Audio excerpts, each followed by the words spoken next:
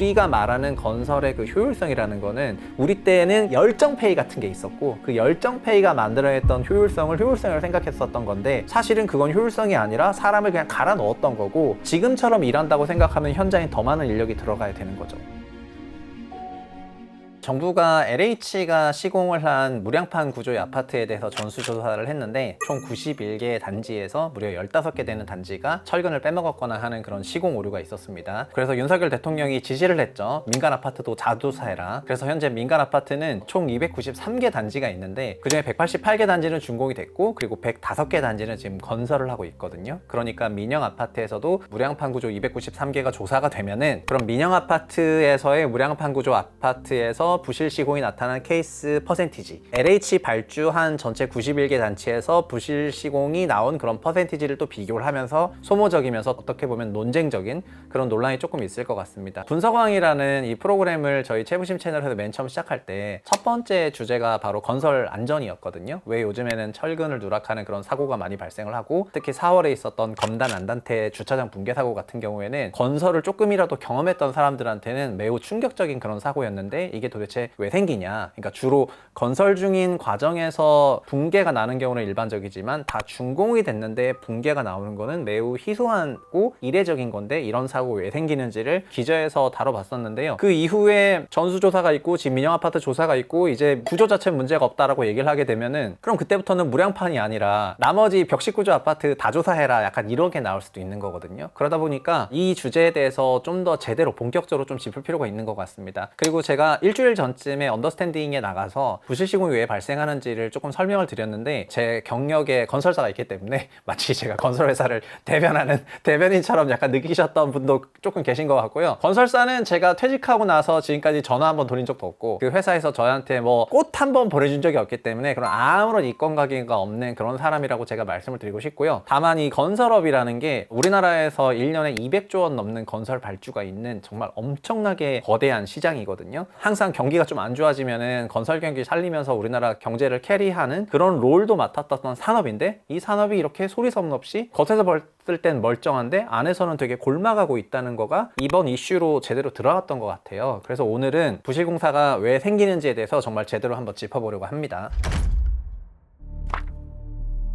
일단 첫 번째로 설명드릴 거는 무량판이란 무엇인가 약간 이런 부분인데요. 사실 일반적으로 아파트는 우리가 벽식 아파트라고 알고 있는데 결국 건축물은 그런 거거든요. 그 중력을 이기면서 높이 쌓는 물건이기 때문에 수직 하중을 어떤 부재가 부담을 하고 있느냐 그리고 그 부담을 하는 구조를 어떻게 짜고 있냐 이러면서 구조체 이름이 달라지게 되는데요. 통상적으로 가장 일반적인 우리 상업용 건물 같은 경우에는 기둥 4개를 세워서 상다리처럼 상판을 대고 또 기둥 4개를 쌓고 이런 식으로 계속해서 층에 나가는 그런 구조를 가지고 있거든요. 한국에 아파트가 도입이 될 때는 처음엔 이렇게 도입이 됐어요. 그래서 우리나라도 60년대에 막 이촌동에 아파트를 지을 때는 기둥에다가 막 슬라브를 얹어가지고 이렇게 기둥식 오피스 쌓듯이 지었었는데 그래서 이촌 현대 아파트가 리모델링 될 때 이 아파트 왜 이렇게 층고가 높냐고 실내 층고가 2650mm나 돼가지고 요즘 우리가 짓는 아파트가 2.3m 밖에 안 되는데 거긴 더 높은 거예요. 머리 하나가. 그러니까 들어가면 실제로 굉장히 높은데 이게 80년대를 거치는 과정에서 집을 빨리 지어야 되다 보니까 기둥 짓고 어느 세월에 슬라브를 양생해요. 그래서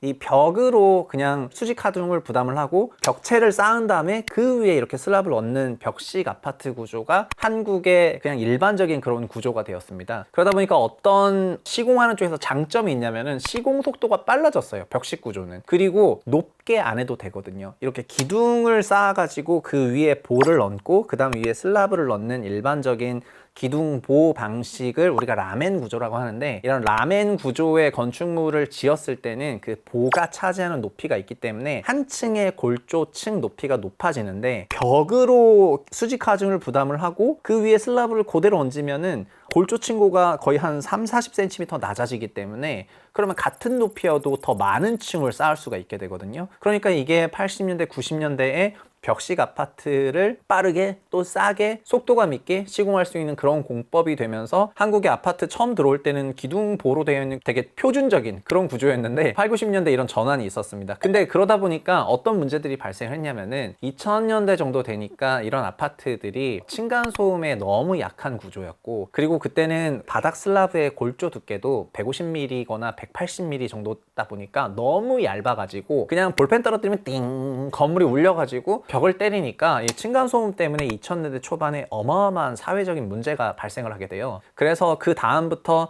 층간소음을 경감시키기 위한 그런 노력으로 바닥 슬라브 두께가 두꺼워지고 있고 뭐 표준 바닥 구조라고 하는 이런 형태로 발전돼 있지만, 그럼에도 불구하고 컨셉은 뭐냐면 여전히 벽식 구조라는 거죠. 이 벽식 구조가 갖고 있는 한계는 뭐냐면은 결국 벽이 수직 하중을 부담해야 되다 보니까 그 벽을 드러낼 수가 없어요. 그 벽을 우리가 철거해버리면은 건물이 주저앉게 되니까 방을 구성하고 있는 벽이 힘을 받는다는 점은 딱 그 평면이 획정이 됐다는 거고요. 그 평면을 내가 방 3개인데 우리는 방 터서 좀 넓게 쓰고 싶어, 이런 인테리어 리폼이 안 돼요. 그러니까 실내가 유틸리티성이 떨어진다는 부분 때문에 이 벽식 구조가 갖고 있는 단점이 있고, 이런 것이 장수명 아파트가 될 수가 없는 점이어가지고 요즘은 이런 장수명 아파트를 권장하는 차원에서 실내를 왜 그 벽식으로 하냐, 기둥식 아파트로 전환을 하자, 이러면서 이런 기둥식 아파트에 대한 수요가 몽실몽실 올라오는 그런 국면이었습니다. 근데 이런 기둥식 아파트에 대한 선호 발주를 민영 아파트에서 엄청나게 하기보다는 LH가 기술 발주라고 해서 이런 주거 기술을 높이는 게 좋겠다라고 해가지고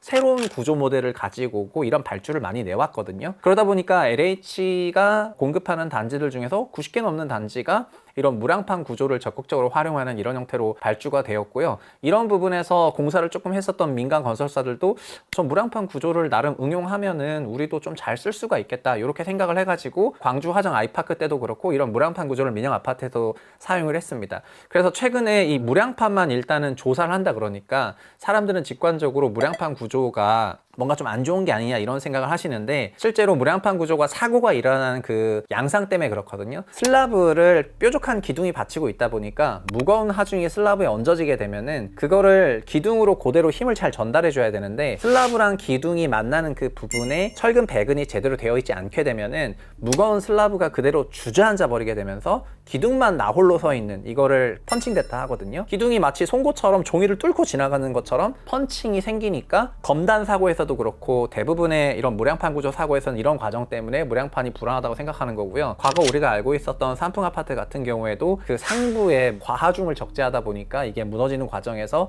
유사한 패턴이 발견이 됐는데, 그래서 우리가 무량판에 대해서 갖고 있는 생각들이 그런 게 조금 있는 것 같지만, 사실은 이 무량판이라는 거는 한국도 보면은 이런 초고층 건물에도 사용이 되고, 그리고 과거에 뭐 압구정 현대 아파트뿐만 아니라 굉장히 많은 민간 이런 구조체에도 실제로 통용이 되고 있는 그런 구조라고 생각을 하시면 될 거기 때문에 우리가 짚고 넘어갈 부분은 뭐냐면은 구조 자체는 문제가 없다는 거죠. 이 구조 자체는 문제가 없다, 이렇게 생각하셔도 될 것 같아요. 오히려 더 실내 층고를 더 높게 만들고 그 다음에 층간소음을 더 경감시킬 수 있는 그런 구조로서 우리가 더 받아들여야 되는 그런 구조라고 할 수 있는데, 원희룡 장관도 그 페이스북에 글을 썼죠. 무량판 전수조사를 하겠다라고 했는데요. 우리가 리콜을 할 때도 어떤 데 지어진 아파트들에 대해서 전수조사하겠다 이렇게 리콜을 하는데, 어떤 구조를 딱 특정해가지고 우리 사륜구동 뭐 무슨 차는 전수조사하겠다 얘기해버리면 마치 그 차가 문제가 된 것처럼 느낄 수 있는 그런 인식이 지금 무량판 구조에 조금 있는 것 같지만, 구조적으로는 이거에는 문제가 없다, 이렇게 생각하시면 좋을 것 같습니다. 그렇다면 검단 안단테도 그렇고, 그럼 도대체 무너지는 건축물은 도대체 왜 무너진 거냐라고 할 수가 있는데요. 이 검단 안단테 사건에 대한 결과보고서가 7월 5일 날에 나왔고, 그리고 7월 6일 날에 GS건설이 5,500억의 비용을 우리가 들여서 이거를 거의 재시공을 하겠다 이런 발표를 했고요. 그리고 8월 달에 민영아파트 조사가 다 끝나고 나면은 그럼 GS건설에 대한 행정처분도 있을 거기 때문에 이 이후에 업데이트도 조금 있을 겁니다. 그렇지만 그 결과 발표가 나온 바로 다음날 GS건설에서 5,500억의 비용을 인식하겠다고 했던 거는 건설사가 생각했을 때 이 주제로부터 우리가 자유롭지 않다는 거를 이미 표현을 했다는 거잖아요. 무슨 얘기냐면은, 일단 7월 5일 국토부 자료는 이렇게 나와 있습니다. 설계 단계에서, 그리고 시공 단계에서, 감리 단계에서 다 잘못했다. 이게 핵심 내용입니다.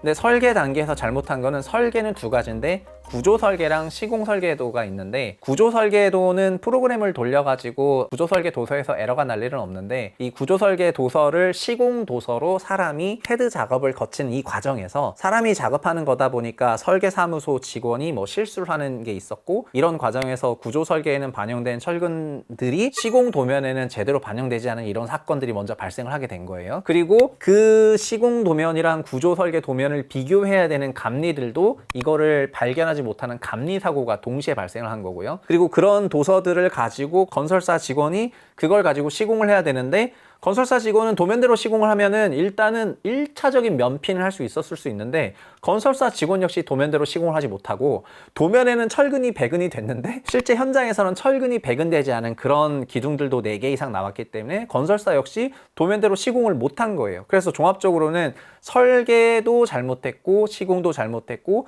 그러면 감리도 잘못했는데요. 근데 여기서 비용을 GS건설이 5,500억을 인식을 했잖아요. 그럼 시공사가 더 잘못했다는 건데, 그건 무슨 얘기냐면은 국토부 보도자료를 더 깊게 뜯어보면 이렇게 나와 있는데, 붕괴된 구간이 결국 과적에 의해서 또 전단 철근이 빠져 있었기 때문에 붕괴가 됐는데, 그 붕괴된 구간의 기둥들을 다 조사를 해보니까 우리가 도면상에서는 철근을 다 배근하라고 되어 있는데 그걸 다 빼먹었는데도 불구하고 휨 강도랑 전단 강도 이상의 그 기둥들이 절반 정도가 나왔어요. 이건 뭔 얘기냐면은, 다른 전단 보강근은 보강근인데 보강근 이외에 슬라브와 기둥에는 주근이라고 하는 철근들이 쫙 깔리게 되는데, 주근만으로 설계 하중을 충분히 부담했다는 거고요, 보강근 없이도. 그리고 왜 이게 가능해지냐면은, 우리가 안전계수라고 해서 실제 우리가 들 수 있는 그 무게의 약 1.5배 정도를 더 세게 건물을 만들어 놓기 때문에, 그걸로 인해서 적당한 몇 개의 이런 철근들이 빠지더라도 안전계수에 의해서 설계 하중을 그대로 부담할 수가 있어서, 실제 무너진 구간의 기둥들을 떼가지고 좀 조사해보니까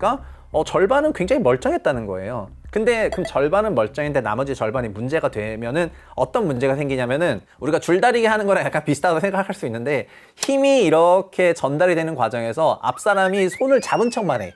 그럼 잡은 척만 하면은 뒤에 있는 사람이 2인분을 해야 되잖아요. 정상인 그런 기둥도 앞쪽에서 받아주는 힘을 내가 다 받을 수가 없는 그런 상황이 되게 되면은 내가 2인분을 담당해야 되는 문제가 생기거든요.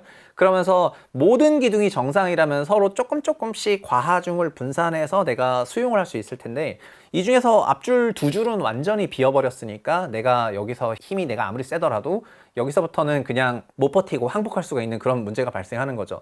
근데 실제로 공사 과정에서는 이런 문제가 있었습니다. 그러니까 우리가 설계 하중이랑 공사 하중이란 이런 약간 용어를 제가 조금 말씀드리고 싶은데, 무슨 얘기냐면은, 해당 구간에는 지하 주차장 위에 EPS 패널이라는 스티로폼을 쌓고, 스티로폼을 싼 거 위에다가 흙을 조금 덮어서 한 1.1m 정도 되는 나무가 심어져 있는 그런 놀이터 공간을 만드는 거였거든요. 그러니까 그 놀이터 공간이 다 흙으로 쌓여 있는 게 아니라 가운데는 스티로폼 패널이 들어가 있다 보니까 가운데는 좀 뻥 비어 있는 그런 가벼운 구조라고 생각을 하시면 되는데, 이게 설계상의 하중이었어요. 그리고 그 슬라브 두께 180mm의 그 지하 주차장 슬라브와 기둥들은 그 정도 되는 거를 버티도록 되어 있었거든요. 근데 그거는 공사가 다 끝난 다음의 모습인데, 그 놀이터 공사를 하는 과정에서 EPS 패널을 설치하기 위해서 흙들이 막 들어왔는데, 들어온 흙들을 균등하게 까는 게 종후 단계 모습이라면은, 처음에 들어왔을 때 어떻게 깔아버렸냐면은 한 곳에 그냥 다 쌓아버린 거예요.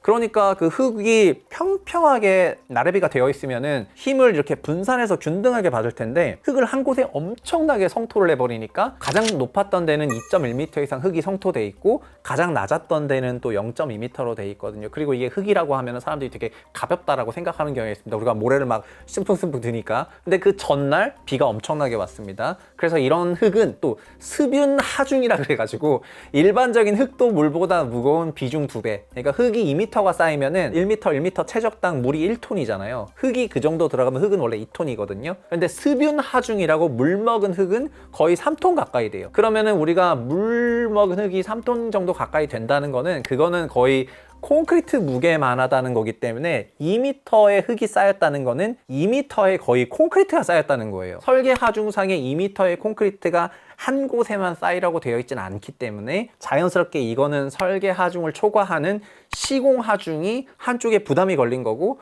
그렇게 한쪽이 부담이 걸려버리니까 가뜩이나 좀 약한 콘크리트였는데 이제 무너지게 된 거죠. 그리고 철근만 문제가 아니고 사실은 국토부 보도자료의 문제는 3개입니다. 첫 번째는 철근이 빠졌더라. 두 번째는 그 무너진 구간에 콘크리트 강도가 약하더라. 그러니까 콘크리트가 좀 더 단단하게 셌다면은 걔도 상당한 압축력을 부담하면서 좀 버텼을 건데 그 압축력을 부담하지 못하게 좀 얄쌍하다 보니까 말랑말랑하다 보니까 그 부분이 무너진 거고, 그 다음 세 번째가 편하중이 발생됐다. 시공사 잘못이라는 거죠. 이 부분에 대해서는 설계 시공하는 설계사와 감리회사가 인원도 굉장히 적은 소수의 회사들이 LH 출신의 전관 예우로 이어진 그런 회사들이 있고, 이런 회사들이 설계와 감리를 맡으면서 이권 카르텔이 있다는 게 감사원 조사이기도 했고 여러 언론사들의 지적이기도 했는데, 국토부도 여기에 좀 포커싱을 맞춰가지고 원희룡 국토부 장관도 이런 식으로 포스팅했거든요. 인원도 몇 명 없는데 몇백억짜리 공사 감리하는 게 맞냐, 설계하는 게 맞냐, 이런 얘기를 했는데, 그렇다면 설계와 감리만 문제라고 한다면은 추가 공사비 5,500억에 대해서 이들도 부담을 해야 되지만은, 근데 실제로 돌아가는 건 그렇게 하는 거, GS가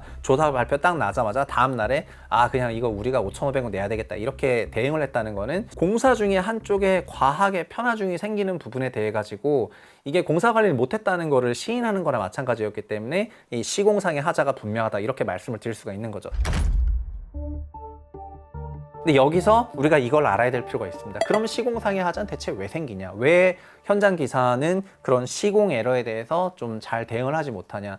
제가 건설업에 몸담았던 2000년대 초중반에는 건설 산업이 공사 현장에 사람이 많았습니다. 그리고 저도 공사하는 과정에서 시공 과정에서 추가 하중이 한쪽에 발생하는 이런 일들이 생겼을 때 그거에 대해서 대응하기 위해서 노력을 많이 했거든요. 옥상 슬라브가 제일 얇잖아요. 옥상에 엄청나게 무거운 그 크레인, 무게가 25톤 정도 되는 그런 크레인을 건물 옥상에 올려야 돼요. 그러니까 웬만한 건물이면 그 정도 크레인 올라가면 건물 주저앉는데, 반도체 공장을 짓는데 반도체 공장 꼭대기층에 그런 25톤 크레인 같은 거를 올려야 되는 상황인데, 그래서 그 25톤 크레인을 올리기 위해서 500톤짜리 크레인을 불러가지고 집채만한 건데, 그놈이 25톤짜리를 들어서 한 우리 아파트 높이로 치면 20층 되는 정도 높이의 크레인을 떨궈가지고 그놈이 옥상을 지나다니면서 타워 크레인을 다 해체하는 그런 과정이 있어야 되거든요. 그러면은 이거는 공사 중에 걸리는 하중이기 때문에 공사할 때 이거를 케어해야 되고, 사실은 이럴 일이 평소에 없는 거죠. 어떻게 25톤짜리 차가 날아가지고 옥상에 얹혀지게 되겠습니까? 그러니까 이런 게 없는 건데, 근데 이런 일이 생기기 때문에 공사 중에 어떻게 하냐면은 그 크레인이 지나가도록 옥상층에, 지금 우리가 자동차 운전할 때 보면 분홍색 차선 따라가라 이런 게 있잖아요. 그래서 옥상에 분홍색 차선으로 차선을 그려준 다음에 여기만 따라가라. 그리고 분홍색 차선을 계측해서 그 밑에 엄청난 서포트를 받쳐놨거든요. 그 밑에 층에. 그걸 계속해서 받쳐서 그 힘이 분산대로 맞춰서 차가 거기로만 지나가라고 했기 때문에 이런 공사하중 관리를 했습니다. 근데 저희 때는 했는데 요즘 그럼 안 한다는 거냐? 이게 이유가 있는데, 건설회사들이 2013년에 해외에서 그 중동에 있는 플랜트 공사를 하는 과정에서 회사마다 규모는 다르지만 적게는 5천억에서 많으면 1조 원 넘는 공사 손실을 보게 되거든요. 그리고 그런 과정을 거치게 되면서 건설사들이 수익 추구형 경영을 하게 됩니다. 이 수익 추구형 경영을 조금 하다 보니까 자연스럽게 나오는 게 뭐냐면은 한 명이 담당해야 되는 매출액을 좀 더 늘리길 바라는 거거든요. 어떤 얘기냐면은 건설업은 서비스업이기 때문에 직원 한 명당 자기가 담당할 수 있는 매출액의 규모가 있는데요. 통상적으로 주택사업은 20억에서 30억 정도 되는 그런 매출액을 담당합니다. 가령 200억짜리 공사다. 1인당 20억을 담당하고 있다. 그러면 한 10명 정도 들어가면은 200억짜리 공사에 10명 정도 들어갈 수 있는데요. 근데 요즘에는 어떻게 되고 있냐면은 2013년을 거치는 과정에서 2020년, 21년 정도 되니까 1인당 거의 30억이 넘는 그런 매출 부담을 하고 있어요. 그러면 200억짜리 공사에 옛날엔 10명이었는데 이제는 7명 간다는 거고요. 그리고 실무적으로 들어보면은 200억짜리 공사에 3명 간다 합니다. 뭔 얘기냐면 건축소장 1명 가고, 품질 1명 가고, 그 다음에 안전 1명 가고. 그러면은 현장 시공 관리를 누가 해야 되냐면은 소장이 해야 되는데, 소장은 대관의 건설 관리에 오만 걸 다 하고 서류 관리 다 해야 되고, 그 감리도 지금 종전보다는 더 많은 일을 하고 있다 보니까 서류에 바빠가지고 현장 나갈 틈이 없고, 그럼 현장 나갈 틈이 없다 보니까 공사하는 과정에서 관리해야 될 부분을 제대로 관리하지 못하는 일들이 반복되고 있는데요. 실제로 그 공시자료를 좀 뜯어보면은 재밌는 게 나타나는데, GS건설만 하더라도 2015년에 공시자료를 보면은 주택 매출을 주택 인원으로 나눴을 때 1인당 담당했던 금액이 26억 원이 나오는데요. 2022년에 공시자료를 보면은 9조 3천억 매출에 약 3,000명 정도 되는 그런 인원이기 때문에 인당 31억 원으로 늘었거든요. 그 얘기는 같은 한 사람이 종전엔 26억 원의 매출을 담당하다가 지금은 31억 원의 매출을 담당한다는 말이기 때문에 이거는 직관적으로 내가 1.2배를 더 일한다는 거고요. 체감적으로는 여기 GS 현장에 있으신 분들은 다 공감하실지 모르겠으나 아마 종전보다 1.5배 더 일하는 것 같은 업무량을 느끼실 거라고 생각을 합니다. 그리고 이게 회사마다 조금 다른데 같은 메이저라 하더라도 4만 가구 이상 공급한 데에는 GS와 대우건설밖에 없거든요. 1년에 4만 가구. 그럼 대우건설도 보면은 대우는 거꾸로 여건이 좋아져가지고 2015년에 대우건설의 주택 부분 담당하시던 분들은 인당 30억 원을 담당을 했는데 2022년 기준으로 지금 대우건설은 약 인당 22억 정도를 담당하거든요. 그러니까 이게 경영 효율적인 관점에서 보면은 인당 30억 넘게 매출을 담당하고 있는 GS가 더 효율 경영하고 있는 거지만 거꾸로 말하면은 그 직원은 굉장히 많은 하드워킹을 하고 있다는 거고요. 그리고 반대로 대우건설 같은 경우는 2015년에 엄청나게 하드워킹 했는데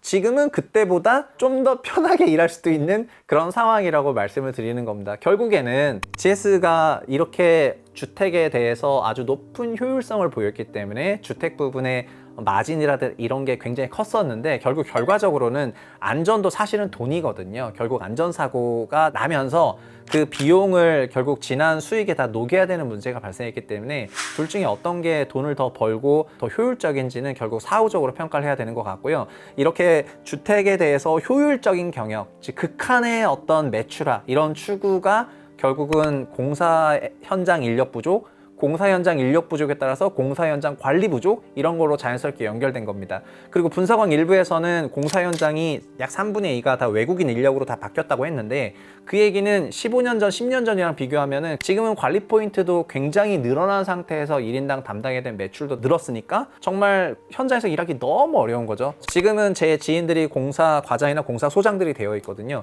근데 요즘은 또 일하는 방식도 달라져가지고 공사 소장이 정도 되면 얼마나 바쁘냐면은 예전에는 그냥 윗사람이 이 현장을 언제까지 공기를 맞춰야 된다 그러면 그냥 뭐 밤새 일을 했었거든요. 근데 지금은 그렇게 일을 하지 않습니다. 어떻게 일하냐면은 이 공기를 맞춰야 되는데 극단적으로 말해서 콘크리트 타설 중에 콘크리트 다 쳐지지도 않았는데 6시 되면 퇴근한다 이렇게 말을 하는 거예요. 그러면은 6시 되면 퇴근하도록 그렇게 고용계약 돼 있으니까 그렇게 하는 게 맞죠. 그래서 건설 소장 일을 하고 약간 이런 일들이 발생하는데 실제로 어떤 얘기를 하고 싶냐면 우리가 말하는 건설의 그 효율성이라는 거는 우리 때는 열정페이 같은 게 있었고 그 열정페이가 만들어냈던 효율성을 효율성이라고 생각했었던 건데 사실은 그건 효율성이 아니라 사람을 그냥 갈아 넣었던 거고 지금처럼 일한다고 생각하면 현장에 더 많은 인력이 들어가야 되는 거죠. 더 많은 인력이 들어가야 되는데 그런데 어떻게 연도가 갈수록 한 명당 담당하는 매출이 더 늘어나면서 더 적은 인력이 들어가고 있기 때문에 이런 문제점들이 발생할 수밖에 없는 것 같습니다.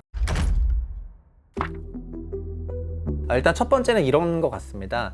일단 뭐 이권 카르텔이라는 용어를 어쨌든 정부가 공식적으로 사용을 했는데 만약에 LH 발주의 전관 예우라던가 자격이 검증되지 않은 설계회사나 감리회사가 이런 과정에 개입을 했고 이들이 어떤 비리나 폭리를 취했다고 한다면 이 부분에 대해서는 당연히 조사가 있어야 될 것 같고요. 이 이권 카르텔을 막기 위한 여러 가지 제도적인 방지 장치가 있어야지 될 것 같습니다. 근데 두 번째는 이권 카르텔이 없다 하더라도 지금 현재 상태로는 설계가 제대로 되고 시공도서가 제대로 돼도 공사 과정에서 일어나는 공사 관리를 제대로 수행하기 어려운 그런 여건이라는 거거든요. 건설회사들이 상당히 무리한 그런 수익 추구 활동이 있었다라고 생각할 수가 있는 것 같고요. 결국에는 사람을 더 많이 채용하고 사람을 공사 현장에 더 많이 보내야만이 이게 근본적으로 풀리는 문제라고 우리가 받아들여야지 될 것 같습니다. 그러니까 건설사를 볼 때 그래서 그냥 돈 얼마 벌었냐 이런 것도 중요한데 이건 주식시장에서도 그런 관행들이 있는데요. 건설회사들 실적을 볼 때 주택 분양 호수가 1년에 몇 호인지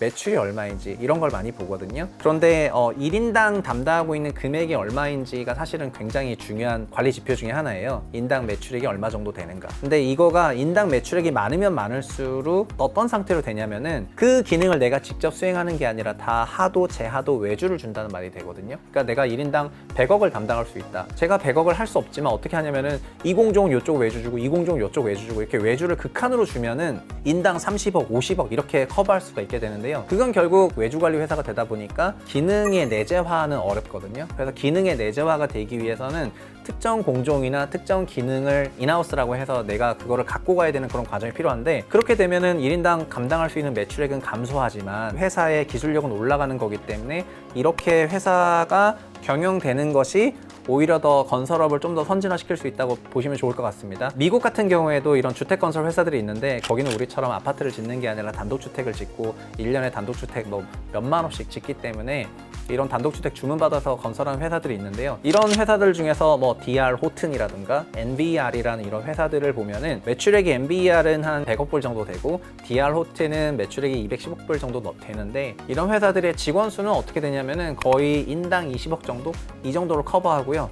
아니면은 인당 18억 정도? 이 정도를 커버해요. 우리가 주택에서 아파트니까 직접적인 비교는 어렵지만 한국이 거의 1인당 31억씩 한다는 거는 엄청나게 많은 기능들을 전부 외주를 주고 있다는 거고 혼자 담당해야 되는 매출액이 너무 부담이 커져 있기 때문에 그 한 사람 빠지면은 진짜 정말 상당히 문제가 될 수 있다는 거를 생각하셨으면 좋겠고요. 건설사들은 그래서 이 문제에 대해 가지고 개별 현장 한 개를 뭐 재시공하고 이런 차원이 아니라 채용 규모를 더 늘리고 현장에 더 많은 인원을 배치하고 이런 과정을 꼭 거쳐야지 될 것 같습니다. 오늘의 결론.